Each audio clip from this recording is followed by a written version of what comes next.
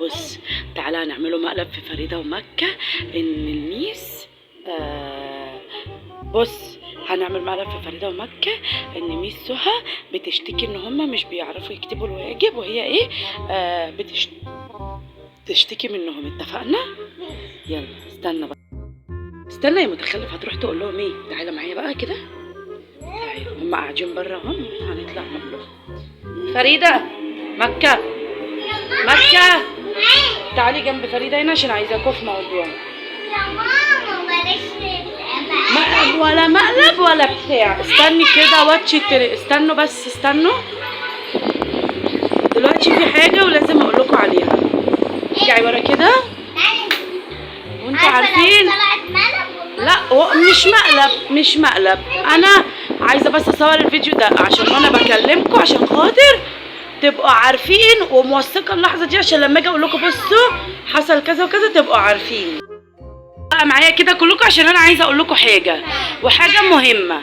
ميس سهى اشتكت منكم في الدرس وقالت ان انتوا ما بتكتبوش الواجب حلو وما بتذاكروش حلو ومش عايزاكم تاني في الدرس. لا يا ماما انت بتكدبي علينا احنا طول اليوم. لا انت بتقول لنا احنا شاطرين. لا طب اقول لك بدليل ايه. المره اللي فاتت لما كنتوا هناك قالت لكم اكتبوا حاجه في الانجليش وانتوا كتبتوه غلط، صح ولا لا؟ لا كذابه. مين اللي كذابه؟ مين، الميس ولا انا؟ انت. انا؟ ماما كذابه؟ ايوه. بتقلي ادبك كمان؟ ايوه. الميس بتاعتهم مش فاكره، استنى عشان دلوقتي في عقابين، في عقاب ان هي بتقل ادبها بتقول كذابه على ماما او على الميس ايا كان، وفي عقاب التاني اللي هي بتكذب وهي كانت كاتبه اصلا غلط. ميس سهى لسه متصله. طب اسمعك اسمعك بجد بجد.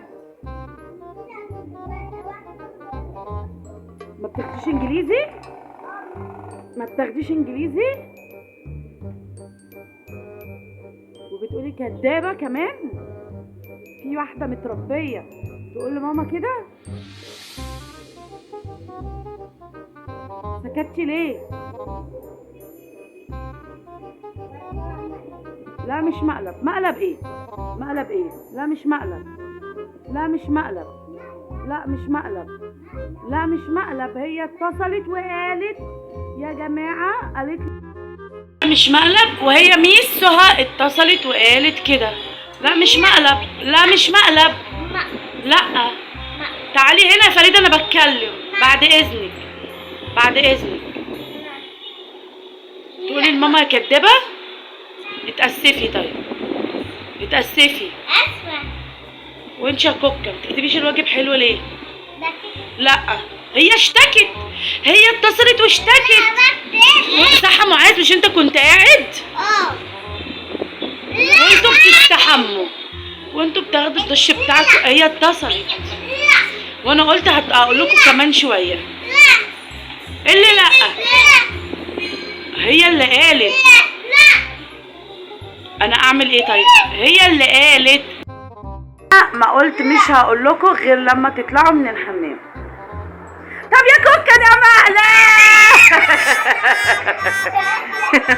انتوا شاطرين وجدعان، بس انا زعلانه منك يا فريده عشان تقولي ماما يكدب.